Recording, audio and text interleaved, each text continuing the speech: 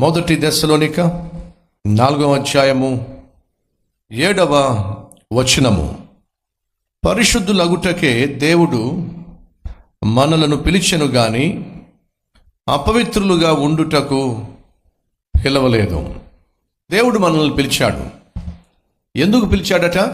Bible సెలవిస్తూ ఉంది, పరిశుద్ధులుగా ఉండుటకు దేవుడు మనల్ని పిలిచాడు. ఎందుకు పిలవలేదట? అపవిత్రులుగా ఉండుటకు పిలువలేదు. దేవుడు పిలిచాడు. ఎవరిని? అందరినీ పిలిచాడు. మనందరినీ కూడా యేసుక్రీస్తు పిలిచాడు తన వారసులుగా ఉండటానికి. ప్రయాసపడి భారం మోయుచున్న వారిని పిలిచాడు. పాపములో మగ్గిపోతున్న వారిని పిలిచాడు. ఆయన పిలుపులు ఏమిటో మనం చాలా స్పష్టంగా గమనిస్తూ వచ్చాం. మరొక విషయాన్ని మనం ధ్యానిస్తున్నాం. అదేమిటంటే, దేవుడు మనల్ని ఎలా జీవించడానికి పిలిచాడయ్యా అంటే పరిశుద్ధముగా జీవించటానికి పిలిచాడు. ఎలా జీవించటానికి పిలవలేదయ్యా అంటే అపవిత్రముగా జీవించటానికి ఆయన అస్సలు మనల్ని పిలవలేదు. మరి అపవిత్రంగా జీవించటానికి ఆయన మనలను పిలవకపోతే ఎందుకని మనలో కొంతమంది ఇంకా అపవిత్రంగా జీవిస్తున్నారు? ఎందుకని ఇంకా అపవిత్రతకు తావిస్తున్నారు? ఎందుకని ఇంకా అపవిత్రమైన క్రియలు చేస్తున్నారు? ఒకసారి ఆలోచించండి. దేవుడు మనల్ని పిలిచింది పరిశుద్ధులుగా ఉండుటకు. మనం పరిశుద్ధుడైనటువంటి దేవుని బిడ్డలం, ఆయన వారసులం.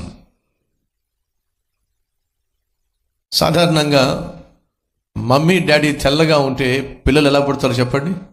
తెల్లగా పుడతారు. మమ్మీ డాడీ నల్లగా ఉంటే సాధారణంగా నల్లగా పుడతారు, సహజం. మరి మనం దేవుని పిల్లలమై ఉంటే, ఆ దేవుడు పరిశుద్ధుడై ఉంటే మనం ఏమై ఉండాలి? పరిశుద్ధులమై ఉండాలి.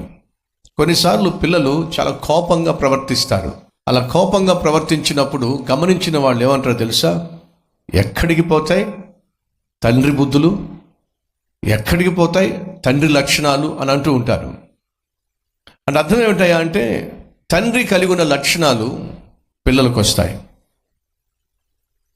మరి మన తండ్రి, పరలోకమందున్న మన తండ్రి పరిశుద్ధుడు. ఆయన అంటున్నాడు, నేను పరిశుద్ధుని గనుక మీరును పరిశుద్ధులై ఉందురు.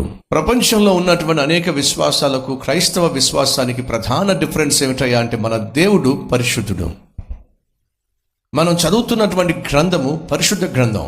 నేను పరిశుద్ధుణ్ణి అని చెప్పగలిగినటువంటి దేవుడు ఆయన. కామ, క్రోధ, లోభ, మద, మత్సరములు లేనటువంటి మహా అద్భుతమైన పరిశుద్ధుడైన దేవుడు ప్రభు అయిన యేసుక్రీస్తు. ఆయన ఈ భూమి మీద జీవించిన కాలంలో ఏ ఒక్కరూ కూడా ఆయనలో ఏ లోపాన్ని, పాపాన్ని కనుగొనలేకపోయారు. ఆయన జన్మలో పరిశుద్ధత, ఆయన జీవితంలో పరిశుద్ధత, ఆయన మరణంలో పరిశుద్ధత. ఏ ఒక్కరూ కూడా యేసుక్రీస్తులో అపరిశుద్ధతను కనుగొనలేకపోయారు, అపవిత్రతను కనుగొనలేకపోయారు. కామము లేనివాడు, క్రోధము లేనివాడు, లోపము లేనివాడు, లోభము లేనివాడు, మదము లేనివాడు. ఇంత అద్భుతమైన దేవుడు ఏం కోరుతున్నాడు అంటే తన ప్రజలమైన మనము పరిశుద్ధంగా జీవించాలని కోరుతున్నాడు.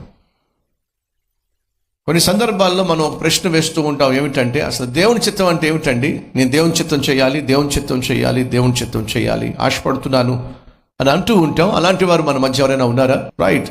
దేవుని చిత్తం చేయాలని ఆశపడుతున్నట్లయితే దెస్సలోనిక 4వ అధ్యాయము 3వ వచనము. మీరు పరిశుద్ధులగుటయే అనగా జారత్వమునకు దూరముగా ఉండుటయే దేవుని చిత్తము. నేను దేవుని చిత్తం చేయాలి అని ఆశపడుతున్న బ్రదర్స్ అండ్ సిస్టర్స్, ఏమిటి దేవుని చిత్తం అంటే? ప్రొద్దుట లేచినది మొదలుకొని సాయంత్రం పడుకునేంత వరకు మన మాటలు పరిశుద్ధంగా ఉండాలి, అది దేవుని చిత్తం. మన తలంపులు పరిశుద్ధంగా ఉండాలి, అది దేవుని చిత్తం. మన ఆలోచనలు పరిశుద్ధంగా ఉండాలి, అది దేవుని చిత్తం. మనం చేసే పని కావచ్చు, చేసే వ్యాపారం కావచ్చు, సంపాదించే విధానం కావచ్చు, పరిశుద్ధంగా ఉండాలి. మీ టీవీ కావచ్చు, మీ సెల్ ఫోన్ కావచ్చు, మీ కంప్యూటర్ కావచ్చు, మీ ల్యాప్టాప్ కావచ్చు, పరిశుద్ధంగా ఉండాలి. పరిశుద్ధులుగా ఉండుటయే దేవుని చిత్తము. ఆ దేవుడు సెలవిస్తున్నాడు, మీరు పరిశుద్ధులుగా ఉండుటకే పిలువబడ్డారు కానీ అపవిత్రమైన పనులు చేయడానికి మాత్రము మీరు పిలువబడలేదు. మన దేవుడు మనల్ని పరిశుద్ధులుగా ఉండడానికి పిలిచెను గనుక మనం పిలువబడిన పిలుపుకు తగిన జీవితం జీవించాలి దేవుడు కోరుతున్నాడు. పిలుపుకు తగిన జీవితం జీవించాలి. ఈ మధ్యకాలంలో అది మనం వింటలేదు కానీ 20, 30, 40 సంవత్సరాల క్రితం సాధారణంగా క్రైస్తవులను ఉద్దేశించి క్రైస్తవేతరులు ఇలా అంటూ ఉండేవాళ్ళు, వాళ్ళు సినిమాలు చూడరండి. ఎందుకని? ప్రభువుని నమ్ముకున్నారు. వాళ్ళు ప్రభువుని నమ్ముకున్నారండి, అబద్ధాలు చెప్పరు. ఒకవేళ ఎవరైనా ఆఫీసులో ఏదైనా ఒక విషయంలో తర్జన భర్జన అవుతున్నా, వాగ్వాదానికి దిగినా, ఆర్గ్యుమెంట్కి దిగినా, ఎందుకు నువ్వు అబద్ధం ఆడుతున్నావు అని ఎవరైనా అన్నా పక్క వాళ్ళు వచ్చి అతను అబద్ధం ఆడండి. ఎందుకని? ప్రభువుని నమ్ముకున్నాడు అది చెప్పగలను. ఎంత అద్భుతంగా ఉంటుందండి. అతను బూతులు మాట్లాడండి. ఎందుకని?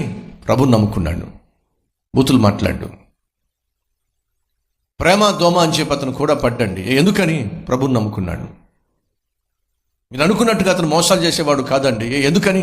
ప్రభువుని నమ్ముకున్నాడండి అని నిన్ను గూర్చి సాక్ష్యం చెప్పగలిగితే ఎంత బాగుంటుంది. ఒకప్పుడు ఈ మాటలు వినేవాళ్ళు, నా చిన్నప్పుడు వినేవాడిని. ప్రభువుని నమ్ముకున్నారండి వాళ్ళు, అలా చేయరండి. కానీ ఈ రోజుల్లో అలా అద్భుతమైన సాక్ష్యాన్ని వింటున్నామా, వినగలుగుతున్నామా? అయితే వినిపించాలి. ఒకవేళ అటువంటి సాక్ష్యాలు కరిగిపోతున్నట్లయితే నువ్వు స్టార్ట్ చేయాలి. నిన్ను బట్టి ఆ సాక్ష్యం చెప్పగలగాలి.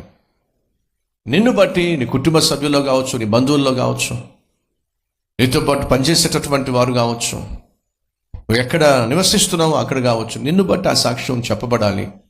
అలా చేయదండి ఆమె. ఎందుకని? ప్రభువుని నమ్ముకుందండి, ప్రభువుని నమ్ముకున్నాడండి. ఆ విధంగా మీరు అనుకున్నట్టుగా కాదండి, చెప్పగలిగితే ఎంత బాగుంటుంది. మరలా జ్ఞాపకం చేస్తున్నాను, పరిశుద్ధులుగా ఉండుటకే మనం పిలువబడ్డాం. అపరిశుద్ధమైన పనులు చేయడానికైనా, అపరిశుద్ధంగా మాట్లాడడానికైనా, అపరిశుద్ధమైన వాటిని చూడడానికైనా దేవుడు మనల్ని పిలవలేదు. అడుగుతున్నాను ఫ్రెండ్స్, ఆయన పిలిచిన పిలుపుకు తగినట్టుగా జీవిస్తున్నామా? జీవించాలి. సైతాను ఎప్పటికప్పుడు మనల్ని శోధించే ప్రయత్నం చేస్తాడు. మన చేతులను అభ్యంతరకరంగాను, మన కళ్ళను అభ్యంతరకరంగాను, మన చేతలను అభ్యంతరకరంగాను, మన నడకను అభ్యంతరకరంగాను, మన పడకను అపవిత్రముగాను మార్చే ప్రయత్నం వాడు చేస్తానే ఉంటాడు. కానీ మనం చేయాల్సింది ఏమిటయా అంటే పరిశుద్ధాత్మ దేవుని సహాయంతో ఆ పాపాన్ని జయించాలి. మరి పాపమును జయించాలంటే ఏం చేయాలి? ఆనాడు యేసుక్రీస్తు తన శిష్యులను చూసి ఒక చక్కని మాట అన్నాడు, మీరు శోధనలో ప్రవేశించుకున్నట్లు మెలకువగా ఉండి ఏమిటట?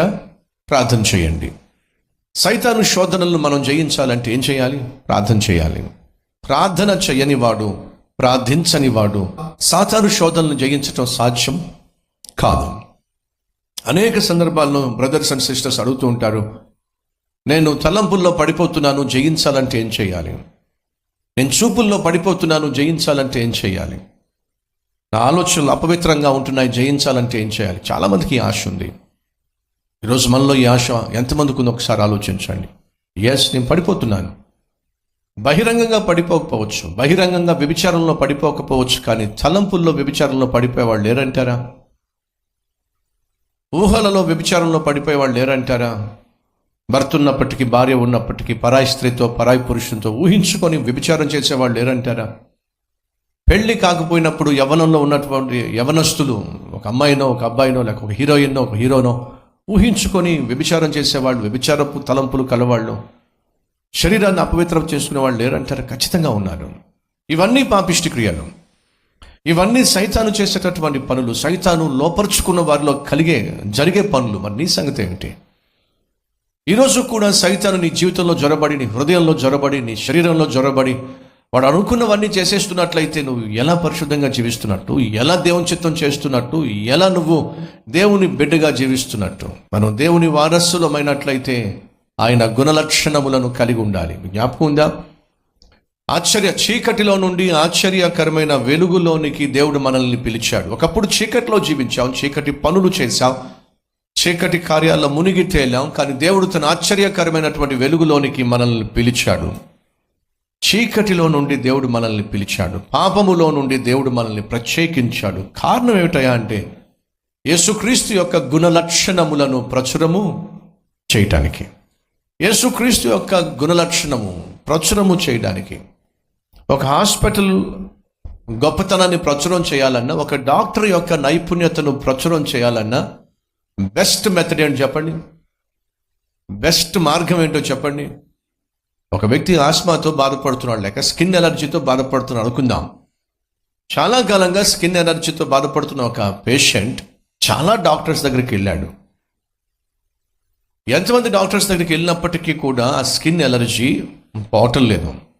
కానీ ఒక డాక్టర్ దగ్గరికి వెళ్ళినప్పుడు, ఆ డాక్టర్ ఇచ్చినటువంటి మందులు వాడినప్పుడు, క్రీమ్స్ వాడినప్పుడు ఆశ్చర్యకరంగా సంవత్సరాలుగా తగ్గినటువంటి స్కిన్ ఎలర్జీ 1 వీక్లో తగ్గిపోయింది. 1 వీక్లో తగ్గిపోయింది. ఎంతో ఉపశమనం. అదే సమయంలో తన ఆఫీస్లో మరొకడు స్కిన్ ఎలర్జీతో, ర్యాషెస్తో బాధపడుతున్నప్పుడు ఇతడు వెళ్ళి, నీ స్కిన్ ఎలర్జీ తగ్గిపోతుంది. ఎలా చెప్పగలం? 3 yearsగా సఫర్ అవుతున్నాను నేను. ఎన్నో మందులు వాడాను, ఎంతోమంది డాక్టర్స్ దగ్గరికి వెళ్ళాను, ఎన్నో ఆయింట్మెంట్స్, క్రీమ్స్ పూసాను, తగ్గట్లేదు. నువ్వేంటంత ధైర్యంగా చెప్పేస్తున్నావు? ఖచ్చితంగా తగ్గుతుంది. నీ స్కిన్ ఎలర్జీ నుంచి నువ్వు బయటపడతావు. ఎలా చెప్పగలం? నేను వ్యక్తిగత అనుభవంతో చెప్పగలను. ఏమిటి, నీకు కూడా ఉందా? నాకు ఉండేది. 10 yearsగా స్కిన్ ఎలర్జీ ఉండేది, లేక 5 yearsగా స్కిన్ ఎలర్జీ ఉండేది. ఎంతోమంది డాక్టర్స్ దగ్గరికి వెళ్ళాను, ఎన్నో మందులు వాడాను. కానీ చివరిగా ఒక డాక్టర్ దగ్గరికి వెళ్ళాను. ఎవరో చెప్తే అక్కడికి వెళ్ళాను. ఆ డాక్టర్ ఇచ్చినటువంటి మెడిసిన్ వాడాను. 1 వీక్లో పూర్తిగా నా స్కిన్ ఎలర్జీ నుంచి నేను బయటకు వచ్చేసాను. నిజమా? నువ్వు చెప్తుంది వాస్తవమా? ఆ డాక్టరు అద్భుతమైనటువంటి ప్రిస్క్రిప్షన్ ఇస్తాడు, అద్భుతమైన మందులు ఇస్తాడు. దానికి నేను సాక్ష్యం. అనుభవం కలిగిన వాడు, వైద్యం విషయంలో బహు జ్ఞానం కలిగిన వాడు. ఇట్టే పసిగట్టేస్తాడు నీకున్న రోగం ఏమిటో, నీకున్న స్కిన్ ఎలర్జీ ఏ స్థాయిలో ఉందో, ఎందుకు వచ్చిందో ఇట్టే పసిగట్టేస్తాడు. ఎలా చెప్పగలుగుతున్నావు నువ్వు? అనుభవపూర్వకంగా చెప్పగలుగుతున్నాను. Because I know him personally. నాకు తెలుసు ఆయన గురించి. నేను కూడా ఒకప్పుడు నీలాగే సఫర్ అయ్యాను, కానీ ఈరోజు బయటపడ్డాను అనేదే కదండి సాక్ష్యం. శక్తివంతమైంది. ఆ డాక్టర్ చాలా అద్భుతమైన డాక్టర్ అని చెప్తున్నప్పుడు నీకు ఎలా తెలుసు? అనుభవపూర్వకంగా తెలుసు అన్నప్పుడే కదండి ఎదుటివానికి నమ్మకం కుదిరేది. ఆ డాక్టర్ గురించి మనం మాట్లాడుతున్నప్పుడు ఆ డాక్టర్ చేయగలిగిన వైద్యం ఎంత అద్భుతంగా ఉంటుందో ఎలా మనం లోకానికి చెప్పగలం? అనుభవపూర్వకంగా తెలుసుకొని. యేసుక్రీస్తు రక్షకుడని, యేసుక్రీస్తు పాపిష్టి మనుషులను పరిశుద్ధులుగా మార్చగలనని, యేసుక్రీస్తు దుర్మార్గులను, దుష్టులను కూడా నీతిమంతులుగా తీర్చగలనని ఎలా చెప్పగలం? ఆయనకున్నటువంటి అద్భుతమైన లక్షణాలు ఎలా ప్రచురము చేయగలం? అనుభవపూర్వకంగా. నా జీవితాన్ని ఆయన మార్చాడు, నా బ్రతుకును ఆయన మార్చాడు. ఎంత అపవిత్రంగా జీవించేవాడినో, ఎంత అపవిత్రంగా జీవించిన దాననో నా మీద నాకే అసహ్యం వేసేది, నా మీద నాకే చిరాకు పుట్టేది. ఎందుకు బ్రతికున్నానో నాకు తెలియదు అనే విధంగా నేను చాలాసార్లు ఏడ్చాను. కానీ అటువంటి దుష్టుణ్ణి, దుర్మార్గుణ్ణి యేసుక్రీస్తు మార్చేశాడు, బాగు చేసేశాడు. దానికి నేనే సాక్ష్యం. జీవితాలు మార్చగలిగిన శక్తి ఆయనకుంది. ఆ పిష్టి వారిని పరిశుద్ధులుగా తీర్చగలిగినటువంటి ప్రభావము ఆయనలో ఉంది. ఆయన గుణలక్షణములను ప్రచురము చేయడానికి మనం పిలువబడ్డాం. ఆయన గుణలక్షణములను ప్రచురము చేయడానికి మనం పిలువబడినట్లయితే మనలో ప్రధానంగా కనిపించవలసినటువంటిది ఏంటో తెలుసా? పవిత్రత, పరిశుద్ధత. కాబట్టే దేవుడు అంటున్నాడు, మీరు పరిశుద్ధులుగా ఉండడానికి నేను పిలిచాను. మళ్ళీ పాపం చేయడానికి కాదు, మళ్ళీ పాపంలో జీవించడానికి కాదు.